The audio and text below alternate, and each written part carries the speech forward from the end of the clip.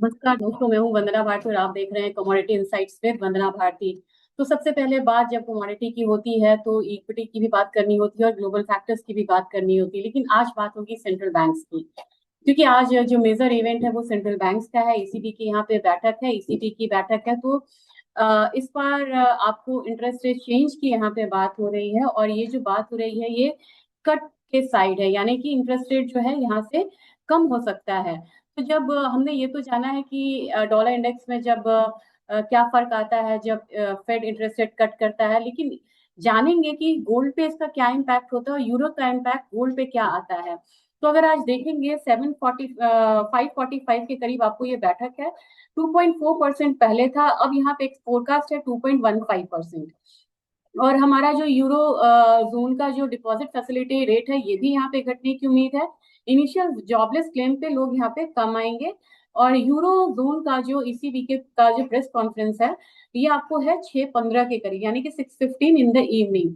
तो आपको मार्केट 5 बजे से आप समझ जाइए कि मार्केट बहुत वॉलेटाइल होगी। तो ये नहीं समझिए कि क्या न्यूज कुछ अचानक से कुछ आया क्या, ये बैठक के पहले का इम्पैक्ट आना शुरू हो जाएगा। तो जब ईसीबी की बैठक होगी यहाँ पे, तब हम यहाँ पे देख सकते हैं कि ईसीबी की बैठक होने से यूरो का जो वैल्यू है वो कम होगा। अगर वो कट करते हैं तो कटिंग की मैं बात करी कि अगर वो कट करते हैं तो प्राइसेस जो है यूरो का वो नीचे की तरफ आएगा। और यूरो और डॉलर जो है पॉजिटिवली कोरिलेटेड है, गोल्ड जो है पॉजिटिवली कोरिलेटेड है। तो हो सकता है कि थोड़ा सा दबाव हम यहाँ पे आता हुआ देखिए। हालांकि ये $3,400 के करीब ट्रेड हो रहा है गोल्ड, लेकिन एक हल्का दबाव आप आपको देखने को मिल सकता है, तो इसकी तैयारी आप करें। और अगर बैठक में अनचेंज रहता है या किसी तरीके का मतलब कि अनवांटेड वो आ जाता है तो यहाँ पे थोड़ा सा आप गोल्ड में अपसाइड आता हुआ देखेंगे। तो फटाफट यहाँ पे हम बात लेवल्स की ही करेंगे और मुझे लग रहा है कि जब मैं उसकी बात करूँ उससे पहले मैं चाहूंगी कि एक बार बात होनी चाहिए इनफैक्ट क्रूड ऑयल की। और क्रूड ऑयल में जब आप देखेंगे तो क्रूड ऑयल प्राइसेस यहाँ पे क्यों कल जो है वो डाउनसाइड आया। डाउनसाइड इसलिए भी आया क्योंकि जो यूएस की जो क्रूड इन्वेंट्रीज थी वो श्रिंक हुई। मैं बार बार आपसे कहती हूँ कि सिर्फ आपको क्रूड इन्वेंट्रीज नहीं देखना है, साथ में देखना है गैसोलीन, साथ में देखना है डिस्टिलेट का स्टॉक।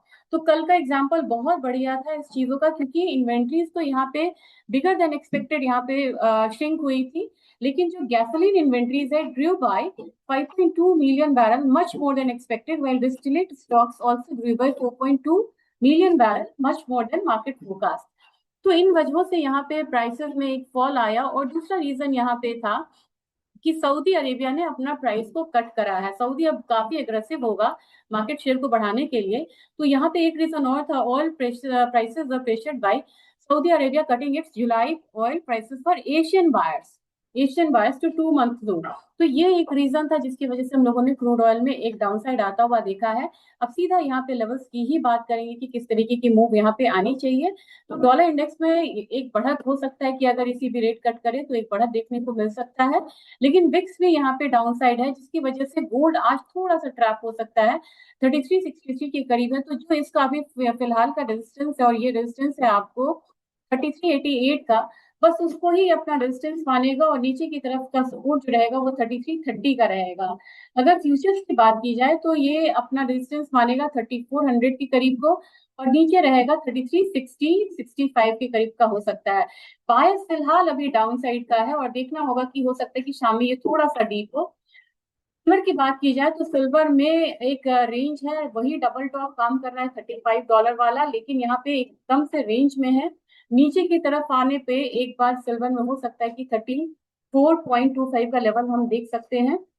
और अपसाइड कभी भी $35 से ऊपर जाएगा तो सीधा ये $35.5 का भाव देख सकता है। हमारे बाजार की बात की जाए तो आज थोड़ी सी शांति रहेगी गोल्ड में। और गोल्ड प्राइसेस जो है ये आपका 97,400 तक, 500 तक एक बार आता हुआ देख सकता है अगर करेक्ट हुआ तो। नहीं तो ये 98,800 का अपना अपसाइड लेता रहेगा। सिल्वर में यहाँ पे बहुत बड़ा हर्डल आ रहा है, और हर्डल आ रहा है और धीरे धीरे प्राइसेस जो है थोड़ा सा रेंज में होते हुए अब मुझे लग रहा है कि एकदम रेंज में रहेगा। अपसाइड 1,02,000, नीचे की तरफ 1 लाख का एक लेवल जो है वो यहाँ पे आ सकता है।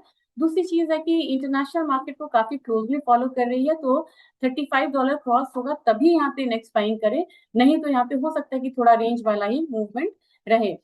क्रूड ऑयल मैंने आपको बताया कि क्रूड ऑयल में आज एक डाउनसाइड जो है वो आया भी है और आगे फर्दर रह भी सकता है। बहुत ज्यादा गिरावट नहीं है, लेकिन 53-83 के करीब एमसीएक्स ट्रेड हो रहा है। तो नीचे की तरफ आप 5360 मान के चलिए, 5360, 5350, और अपसाइड जो है वो इंटैक्ट रहेगा 5420 के करीब।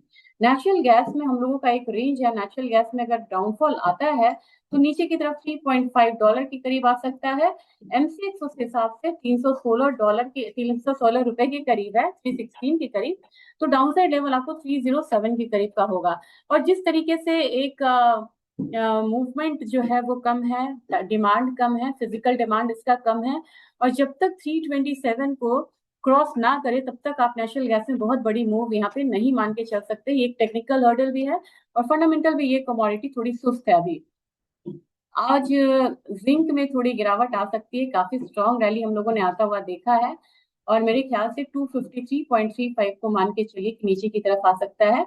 लेकिन एल्यूमिनियम ऐसी कमोडिटी है कि अगर पलटा तो ऊपर की तरफ 242.84, जिसका 208 का मूविंग एवरेज है, और नीचे की तरफ मुझे लग रहा है कि प्राइसेस अगर करेक्ट होता भी है तो 239 तक मान के चलिए कि होगा। लेकिन नेशनल एल्यूमिनियम जो है एक बार ऊपर की तरफ इसे एक बार देखना चाहिए। हालांकि आपको जो पोजीशन लेनी चाहिए लॉन्ग, वो करेक्शन पे लिए, वो ज्यादा बढ़िया है। अब यहाँ पे सबसे important commodity base metal counter की बात करते हैं, कॉपर की। कॉपर यहाँ पे एकदम रेंज में है, लेकिन मुझे लग रहा है कि 882 अपर साइड, लोअर साइड 870, यही जोन रहेगा। फिलहाल क्लैरिटी नहीं है, तो जिंक में जैसे क्लैरिटी है कि थोड़ा डाउन साइड आएगा, वो लैग कर रहा है कॉपर, और मुझे लग रहा है कि कॉपर में भी आपको डाउन साइड पे खरीदना ही चाहिए और लॉन्ग होके चलना चाहिए फिलहाल फिलहाल के लिए। अब एग्री काउंटर की बात करते हैं, तो आज मुझे लग रहा है कि जीरे में हो सकता है कि एक बाउंस वाला हम रुख आता हुआ देखें। 20,050 के करीब ये कमोडिटी आ रही है, अगर ये अप्रिशिएट होती है तो 20,250, 300 आराम से आएगी, क्योंकि एक लोअर लेवल बाइंग आएगा। और 19,900 का स्तर इसने नहीं तोड़ा है, जो कि इसका काफी स्ट्रॉन्ग सपोर्ट था। तो ये एक अच्छी बात है, और यहाँ से अगर बाउंस आता है तो 20,200, 300 तक का जो लेवल है वो आता हुआ हम देख सकते हैं। और अगर जीरे में अगर बात की जाए कि जीरे में क्या मूव यहाँ पे हो सकता है, तो मेरे ख्याल से यहाँ पे जो मिनिस्ट्री का डेटा आया है उसके हिसाब से जीरा का जो एक्सपोर्ट जो है वो डिक्रीज हुआ है ईयर ऑन ईयर बेसिस पर, और ये है 46% के करीब। और जीरा प्राइसेस जो है प्रेशर में इसलिए भी है क्योंकि जो डोमेस्टिक बाइंग इंटरेस्ट है वो थोड़ा कम है, एक्सपोर्ट डिमांड यहाँ पे कम है, और फार्मर्स जो है अब यहाँ पे ऑफलोडिंग करना कम करेंगे। वही वजह है जिसकी वजह से लग रहा है कि प्राइसेस एक बार अपसाइड देख सकता है। अब टर्मरिक की बात की जाए तो टर्मरिक एक स्ट्रॉन्ग कमोडिटी है, और मुझे लग रहा है कि 14,400-500 अपसाइड में एक रहेगा। और धनिया में भी एक अपसाइड मूव आता है, तो 7200 यहाँ पे इंटैक्ट होना चाहिए। धनिया में आपको इस बार प्रोडक्शन कम की भी बात है, लेकिन पहला जो कैरी फॉरवर्ड है वो बहुत ज्यादा है। और कैस्टर सीड मुझे लग रहा है कि 200 का मूविंग एवरेज मैं आपको बता देती, 6422 का है, इसको क्रॉस करना चाहिए, और इसको क्रॉस करते ही फर्दर ये 6500 तक का मूव दिखाएगा। फंडामेंटल्स आपको भी पता है कि स्ट्रांग है, और एक कमोडिटी, एक काउंटर ने काफी स्ट्रांग यहाँ पे एक अपसाइड दिखाया है। लेकिन 5315 पे रैली रुक सकती है ग्वार सीड की, और ग्वारगम की रैली अगर आती भी है यहाँ पे तो वो रुक सकती है 9900 के करीब। तो ये आज का अपडेट था, और होप्स आपको ये अपडेट अच्छा लगा होगा। और कमेंट्स आप क्वेरीज करिएगा, मैं देर से ही सही लेकिन क्वेरीज के मैं आंसर करूंगी। और मुझे लग रहा है कि ईसीबी की बैठक पे आप जरूर ध्यान दें यहाँ पे। आपका दिन शुभ हो। Thank you.